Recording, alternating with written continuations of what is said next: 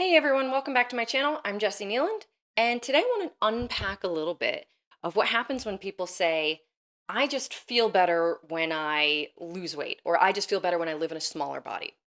This is something that gets said a lot and usually as kind of a pushback against people who are sort of fighting diet culture. Someone will say, sure, that's all fine. Like, nobody should feel coerced into losing weight. I just personally feel better when I live in a smaller body or when I lose weight or whatever it is, right? So we hear this a lot. And it sounds like just a simple personal preference, but it's not because our personal preferences are so informed by our social conditioning. So I just want to talk a little bit about what that means. When people say that, what's really going on? And if this is something that you experience or have said, just to invite some curiosity into that. Like, what is this really about? Let's be a little bit more accurate, a little bit more honest with ourselves when we say things like that. So the first thing it could be about is health habits. Which is to say, you feel better when you're taking better care of yourself, engaging in more healthy habits. That's great. When you do that, you may also weigh less. You may also be in a smaller body.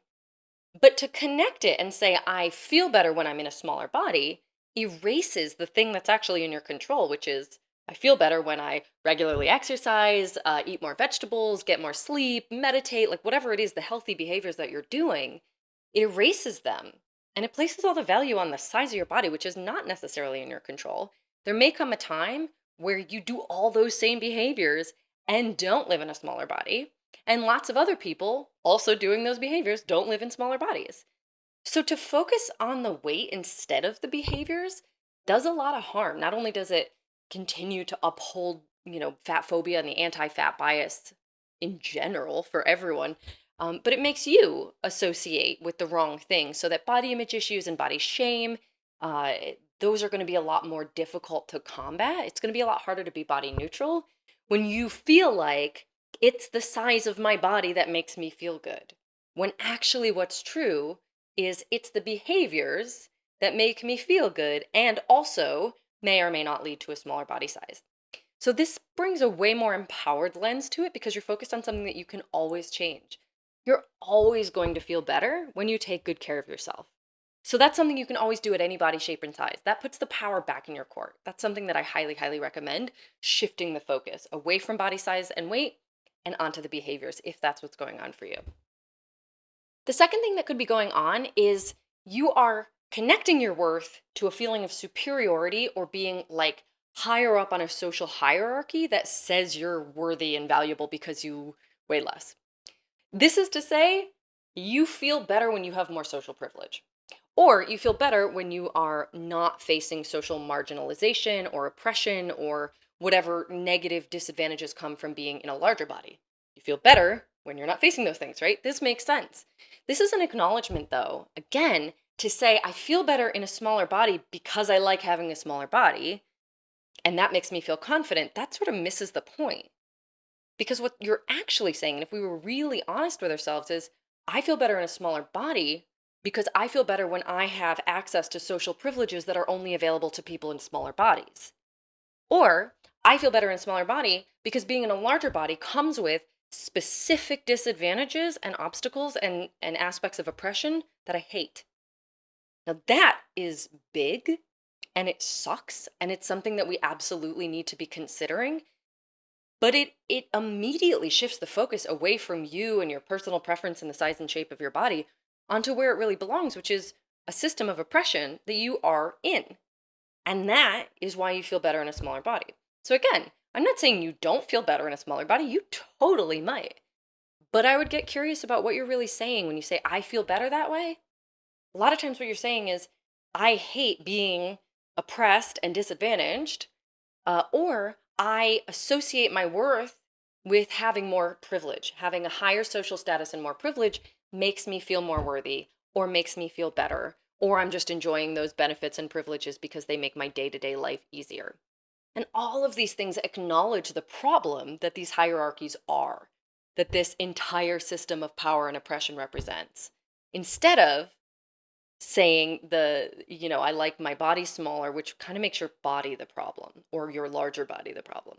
So again, if you're trying to get to body neutrality, one of these ways is going to really support you and one is going to make it really difficult. The last thing that could be going on if you find yourself in this situation is somatic coding. And that is a way of saying that something in your body has been associated with a very particular feeling, a very particular meaning, sometimes a feeling of good or bad, right or wrong, that kind of thing, gets like coded in your body. A great example of this would be your waistband of your pants cutting into your love handles or whatever, cutting into your hips or your belly. If you've never worn tight pants before, that might just be physically uncomfortable. You're like, oh, I don't like that. That's not comfortable. But if you, let's say, while growing up, you had the way that you dressed meant that this happened a lot at the same time that you were being bullied for your weight. So you have this association, this link in your head of, okay, my pants were tight all the time and people were mean to me all the time. So then later in life, you might not necessarily think to yourself when you pull on a pair of pants that are cutting you off or like squeezing your belly, you might not think, oh no, people are going to bully me like they did in 6th grade. But that coding is there. You might still just feel anxious, like super anxious out of nowhere, like, oh my God, it's so tight. Oh no, something bad is going to happen. But this is like below the level of consciousness. All of this stuff can just be sort of coded in you, in your subconscious. You're not necessarily thinking about it, but you associate a feeling in your body, whether that is your thighs rubbing or your boobs sagging or chafing in your armpits or a jiggling somewhere particular or pants fitting a certain way or whatever it is, you have it coded to mean something at some other time in your life because it did mean something then or it was associated with something then. And so you've learned to associate that feeling, that physical sensation, with danger, with shame, with anxiety, with uh, embarrassment, or with the threat of people being unkind to you or the loss of privilege. So, in all of these things, it can sometimes just literally be like, I feel better in a smaller body because I have somatic coding that tells me in a larger body I'm unsafe, should feel shame, things are bad, people won't like me, whatever it is.